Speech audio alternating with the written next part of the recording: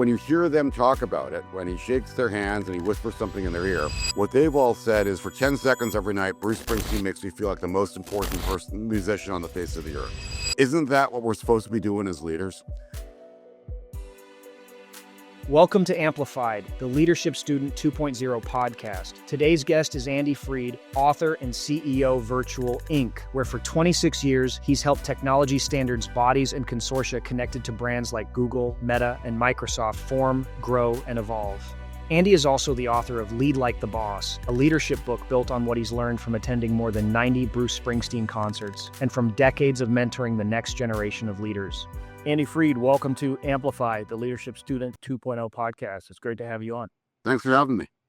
Andy, you and I know one another through business lanes. I had the opportunity to work with you and the company that you lead, Virtual Inc., some years ago, and I was surprised, quite frankly, to find in the mail a copy of your new book about the subject of leadership. With this being the subject of the Amplify podcast, but I definitely wanted to have you on, so I appreciate you making time for this conversation. Yeah, great to catch up with you. All right, outstanding. Andy, for the folks who may not be aware of who you are, tell us a little bit about your background, and we're definitely going to dive into the book, but fill in some of the gaps about your background and what brought you to the stage. Yeah, so for the last 26 years, I've run a company called Virtual Incorporated. And Virtual runs organizations that are standards bodies, consortia, and associations that are looking to form, grow, and change. So we help organizations get off the ground. We help organizations kind of find the chapter of what's next, and help them just kind of focus on their operations and their strategy in order to be successful. So we've worked with, along the way, we've worked with folks from brands like Google, Meta, Microsoft, you name it in the tech space. As they have organizations that they're looking to get off the ground. So it's been a lot of fun. Before that, I did campaign politics, but then discovered that it turns out that colleges want their student loan money back, and that's not a good way to pay it back. Interesting. So I would describe the Virtual Incorporated operations as sort of back of house operations for firms that are interested in growth and scale, but maybe don't want to bring all of those resources in-house. And I just think it's a wonderful concept. I'm not sure how competitive that field is. You guys might have been one of the first to put up your shingle in that field. Does that resonate with you, or did you jump into a crowded field? We're kind of in a particular niche also. Like, so we work primarily with technology organizations, and there's not many folks that are focused on the kind of organizations that we focus upon. So we were one of the first movers in that, and we remain one of the bigger players. All right, outstanding. Andy, you've recently undertaken the task of writing a book, which many of us aspire to.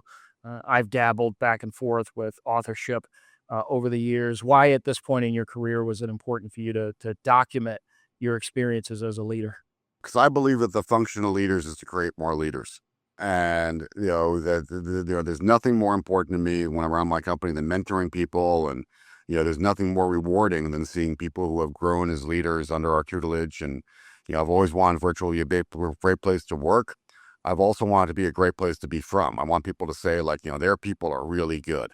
So I hit my limit of how much I can do that at Virtual. So, the book enables me to amplify that and, kind of continue that process of mentoring and creating more leaders along the way. I love that as a starting point, and I appreciate you highlighting that. I don't know many leaders that start with that in mind. I literally said almost those same words to a group that I was providing a workshop to some time ago, but not in that tone. And I appreciate your focus in on the idea of the job of leaders is to create more leaders, to invest in the people. And with that as your mantra and guiding principle, I think that there's a ton that you can get accomplished in the way of building people and productivity. And I think oftentimes as leaders, we lose sight of that pure responsibility. So I love that you started with that. Yeah, absolutely. I mean, ultimately, it's, it makes your job easier to have more leaders on the team and to have more people who you're developing. I mean, so it's where you want to be as a leader. Have you always believed that, or was that something that was the example provided to you by someone? I think I've always believed it because I've had people who I've worked with who believed it. And I was fortunate enough to have mentors along the way where I was the recipient of that guidance that helped me become a leader and helped me develop. And folks that really do believe in that, and those are the kind of leaders that ultimately you want to follow, because it's somebody who's helping develop you. So, tell us about Lead Like the Boss. How did the concept come to you? And we're going to get into why exactly you chose to build your analogy to leadership around Bruce Springsteen and sort of his approach to music making, but just how the concept came to you, Sure. how it evolved over time, and Well, I'll start with, I'm one of these people who was like this close to selling everything that he owns and just following Bruce Springsteen and the E Street Band around the world. I've seen him more than 90 times in concert. And so I've traveled to Europe to see him. I've traveled all around the world to see him. I just have come to love his music, love what he stands for. But along the way, I realized something funny, which is I was learning something at these shows from watching him and watching the way he functions. And Bruce has had the nickname of the boss since the 1970s. But, he's more than the boss. He's kind of the boss of all rock stars. He's a leader. And when you watch him on stage as he's working with his band, when you watch him when he's working with the audience, I realized there were leadership lessons to be picked up. So a few years ago, I was coming home from a concert, and in part just to justify a trip out to the trip I had taken out to Phoenix to watch this concert, I wrote a LinkedIn post about what I had learned at the show. And that post, I wouldn't say it went viral, but it went viral among a lot of very influential people who were in my circle, who all said, "You got to turn this into something more." And the book was born. So so it all started with a LinkedIn post, and then developed into a book from there. so talk to me about the grounding aspect of taking solid lessons from his approach to music making, and then how you did the direct line approach to your experience in leadership, and how you wanted to message that. Because Well, it's not a natural pickup. Most people don't think about the leadership aspect of what it takes to build the type of career or performance capability that Bruce Springsteen has, and then make that analogous to our experiences in corporate or enterprise. And I think you've done an admirable job of that. So how did you make that direct link for yourself? And I get the LinkedIn post, but you had to start putting yeah. pieces together. So I followed the rubric of a concert from start to finish, and started to think about how a Bruce show, for example, doesn't start when he takes the stage. It starts hours before, when he's writing out the set list and thinking about what he's going to make people think, feel, and do during the show, and the intentionality of that, and how so often as leaders we lose that intentionality when we're communicating. We don't take the time to think about what we want people to think, feel, and do. We just start cranking out PowerPoint slides. But on the other end of it, one thing I love is just an example of Bruce's leader is at the end of every Springsteen show, and he's been doing this for years. He retreats to the back of the stage, and he shakes the hand of every band member as they leave the stage. And in the band is Gary W. Talent. He's been playing with Gary Talent for 53 years. You have Stevie Van Zandt. He's been playing with him for 50 years. But then there's also folks we just started playing with on this tour. And when you hear them talk about it, when he shakes their hands and he whispers something in their ear, what they've all said is, for 10 seconds every night, Bruce Springsteen makes me feel like the most important musician on the face of the earth. Isn't that what we're supposed to be doing as leaders? Imagine if every leader spent just 2 minutes of every day making the people they're leading feel like the most important people on the face of the earth. William James once wrote that the most important human need is the need to be appreciated, which is something that's worth pausing on. It's a deeper need than sex, deeper need than money, deeper than power, just being appreciated. And that to me was a very powerful leadership lesson. So every time I watch a concert, I'll always film him thanking thanking his band, and send a note to my chief of staff that says the same thing: help me be this good, because that's what it's all about. And that's, part of creating leaders is creating motivation. And if you can get people to feel appreciated and feel that they matter, they're going to deliver that much more, and be that much more effective. That's an amazing, wow. I really like that. I really like that. And it's tough, as in the day-to-day practices as leaders. I think oftentimes we forget just that simple act of acknowledgement, appreciation, to show our folks that we not only care about them, but appreciate their effort, that they're spending that time investing in some holistic effort in terms of business and the approach. It's just amazing that we have to keep reminding ourselves of the need to do that kind of thing. That's Yeah, story. and when you break down what Bruce does even more, it's the intentionality of it. It's that he does it every night. He understands that Gary Challen, even though he's been playing with him for 53 years, he still needs to hear that that was a great show. And he still needs to hear that he matters. And at that very moment, the crowd is going wild. It's, how tempting is it if you're a rock star, to stay center stage and take more bows and enjoy the adulation of the crowd. But for Bruce, what's important isn't the adulation of the crowd. It's going to the back of the stage and thanking the people that helped make the show work. That's leadership. Yeah, it is, and it's a fantastic example. So it strikes me that I want to tease out something that you specifically note in your book. You call leadership a performance, and some at first read of that might pull back on that a little bit. Certainly, what you just described is not performative in nature in terms of what Bruce does nightly in a show with his band members. Tease that out a little bit for me. When you say it's a performance, what do you mean by that? And build that into practical terms so that it's not an abstract concept for. Yeah, it's funny. I've had people who also, as you had said, recoil from that and say, well, that means it's not genuine. But you can have a performance that's very genuine. It's recognizing that you have to be intentional. And I'll keep going back to that kind of word intentionality. It's such an important part of this in how you're conducting yourself and how you're bringing that to leadership. So as an example, if you are presenting to a staff meeting, you can't expect anyone in that room to care about the subject matter any more than you do yourself. Nobody's coming. If you're presenting and you're trying to get the audience up to a 8 in terms of enthusiasm, and you yourself are a 6, that's just never going to happen. The audience is never going to exceed you on enthusiasm. So that's where performance comes in. That's where understanding that it's important for you to convey that enthusiasm and for me to be a dispenser of that energy in order for people to be able to get to the level they need to get to. And that means everything is, every element of the performance matters. What you're saying matters, how you're saying it matters, your body language matters. All of those things are part of the performance element of leadership. When I think about leadership as a performance, sometimes the most important moments aren't when you're on stage, but when you're just walking around the office. If I come into the office and the first thing I do is let out a big sigh and then slam my phone down, well, for many people in the office, hope is lost at that moment. Because they've just seen me show frustration. As a leader, I need to understand that part of my performance is not doing that and recognizing that, in Saving Private Ryan, they used to talk about how griping goes up, not down. And you're a military guy, you can appreciate that. The captain complains to the colonel, and the colonel complains to the general, not the other way.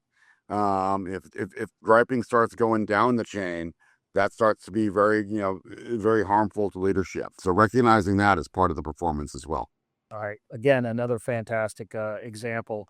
In terms of how you've changed and evolved as a leader, how would you describe that journey for yourself? Like maybe your early days in business, leading folks to the kind of leader that you've turned into now, and what's been critical along that pathway? One, as I've realized that I am now as old as the mentors that I had at formative moments of my career. And I feel the weight of that responsibility on my shoulders.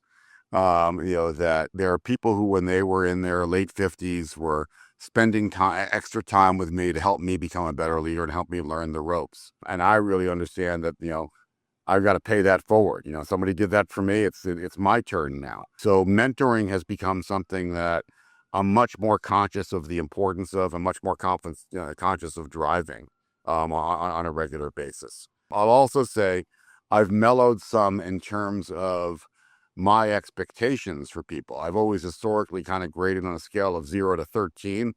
So somebody says they're a 10 and they don't realize that I'm actually secretly grading them on 3 more places. I've realized that doing that isn't really effective. That's not motivating folks. You need to really be clear with folks on, where you're trying to get them to be and what success looks like, and communicate that with folks, and be open with that from the beginning.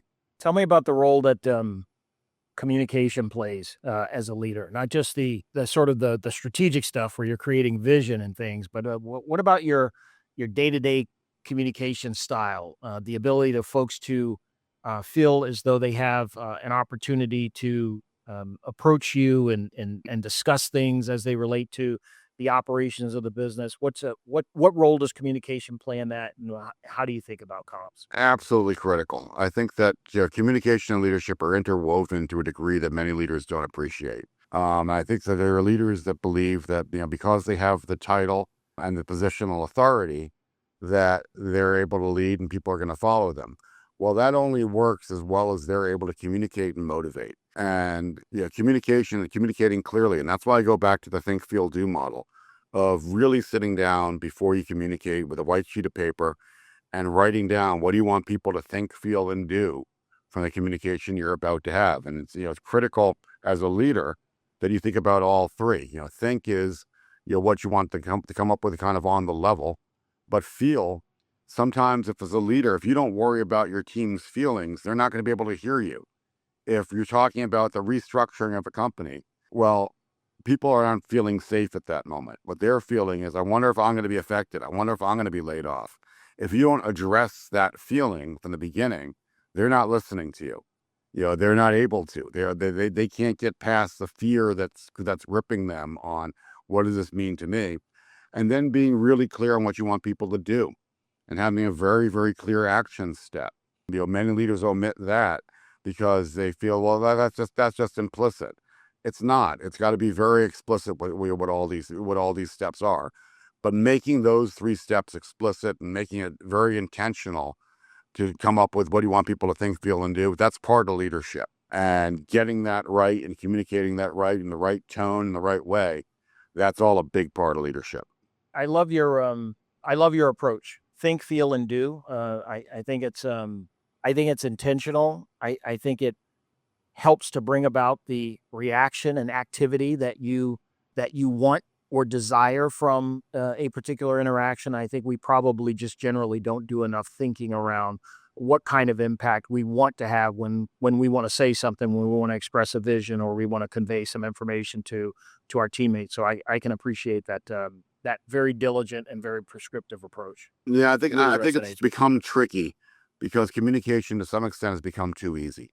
If I want to communicate with my staff, what I will say, 90% of people, if you tell them they've got to present to a staff meeting next month, the first thing they're going to do is open PowerPoint and start cranking out slides. And what they might even do is open last month's, if they've done it before, they might open their last presentation to the group in PowerPoint, change the title and start changing dates on the slides and just updating that old slide deck.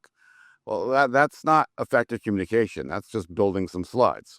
And your slides work for you, not the other way around. So Right. it's really sitting down at the beginning and saying, before I start opening PowerPoint, before I start cranking out things, before I click join on Zoom, what do I want people to think, feel, and do? Because it's so easy to just click join.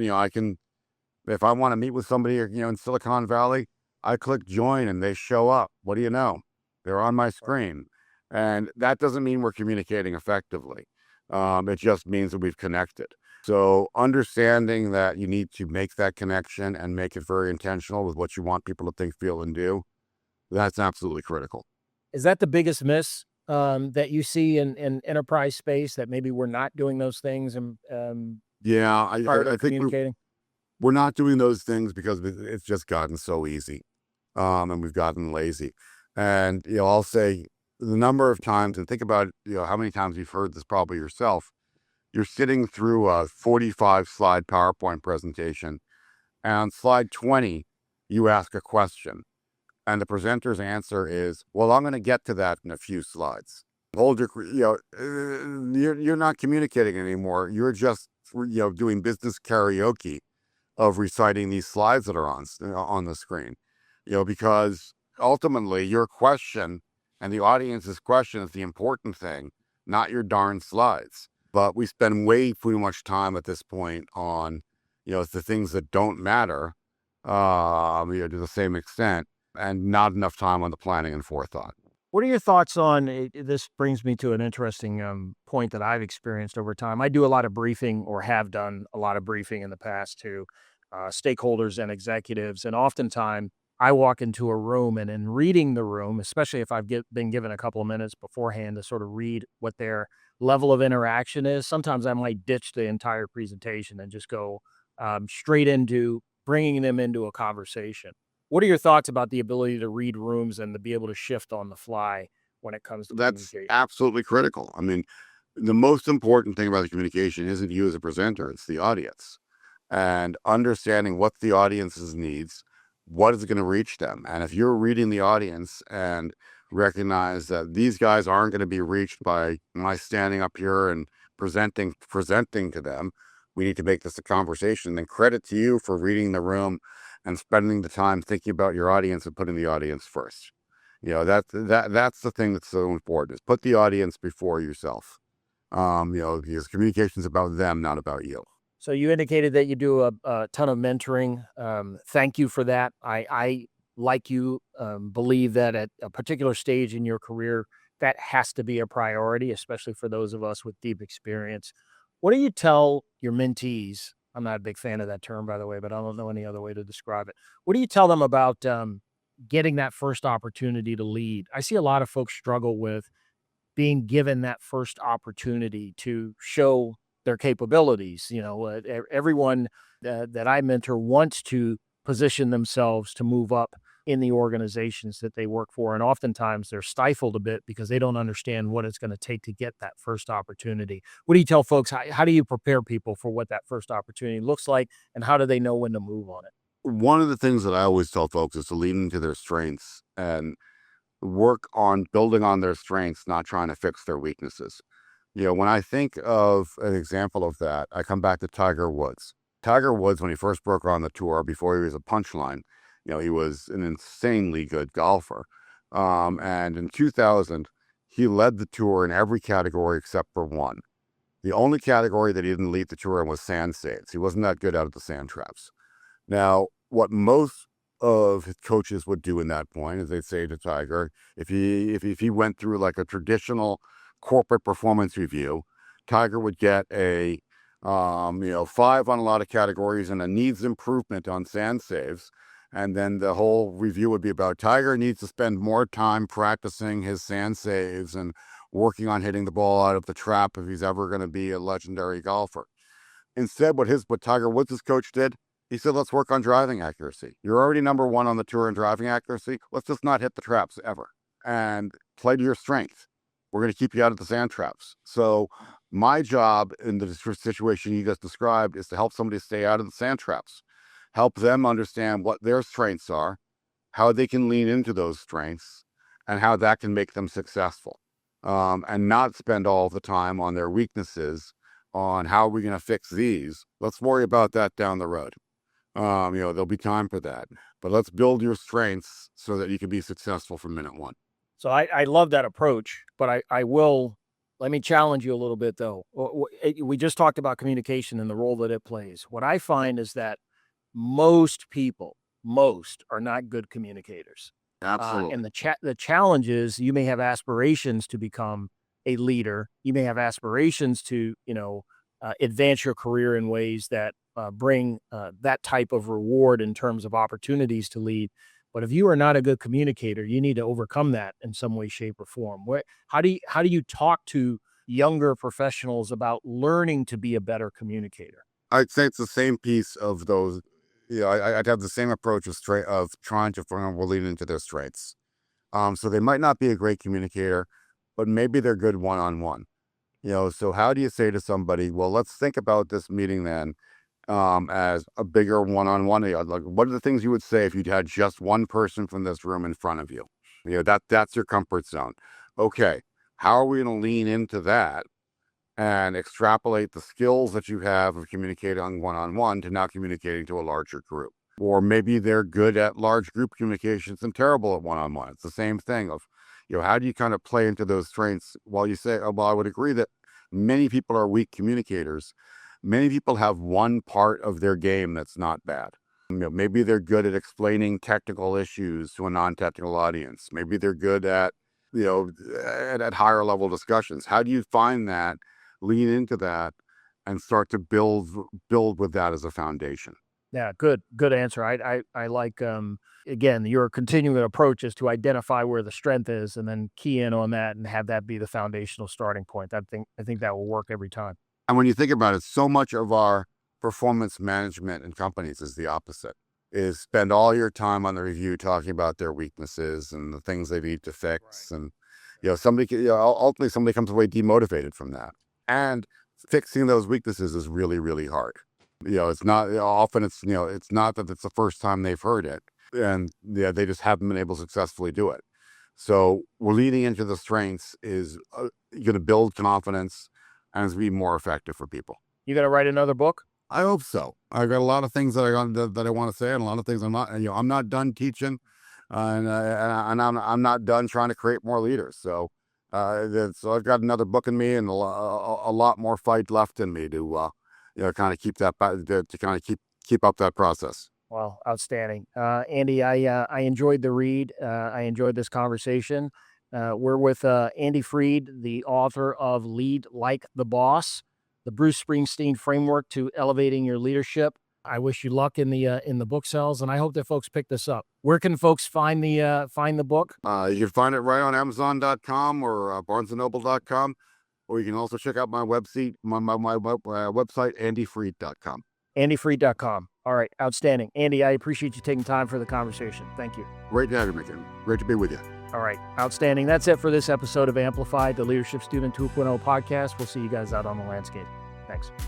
Thank you for joining us for another episode of Amplified, the Leadership Student 2.0.